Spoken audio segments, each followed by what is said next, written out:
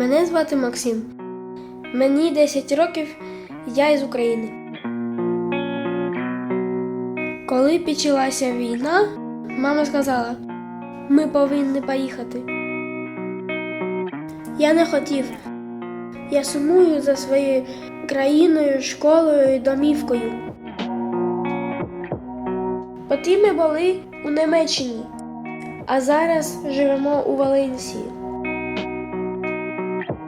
Найбільше мене болить те, що я не можу побачити своїх бабусь. Знову все нове. Школа, мова, друзі.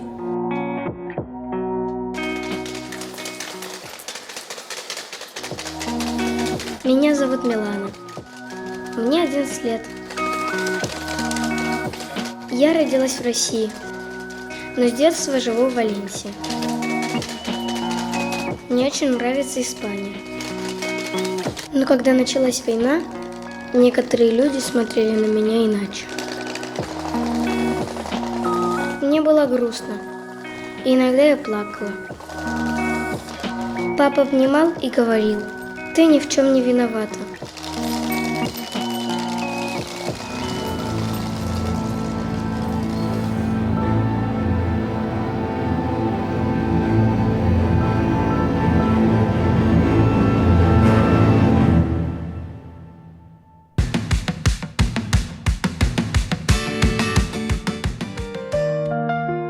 Першого дня в цій школі я нічого не розумів.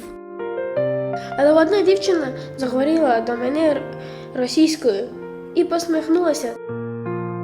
Це була Мілана. Я увидела, что он был один. Он напомнил меня, когда я только приехала. Вона допомагала мені за всім. Тепер вона моя подруга.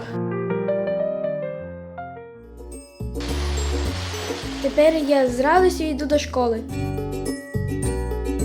Тут я почуваюся в безпеці і серед друзів. Наш класс как маленький мир. Яркий и веселый.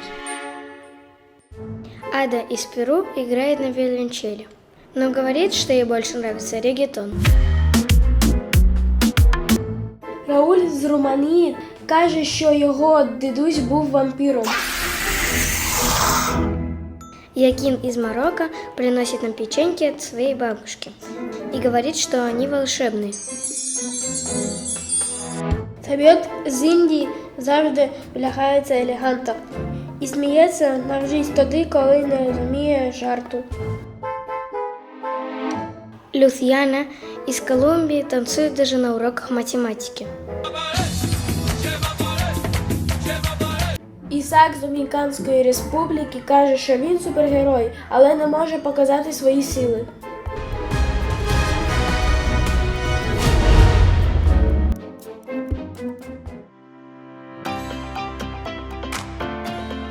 Здесь никто не чужой.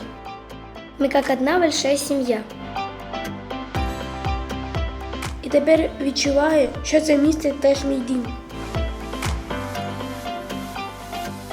Друг может быть из любой страны. Он может говорить на другом языке, иметь другой цвет кожи. Діти не розуміють війн і прапорів. Мы просто хотим быть детьми.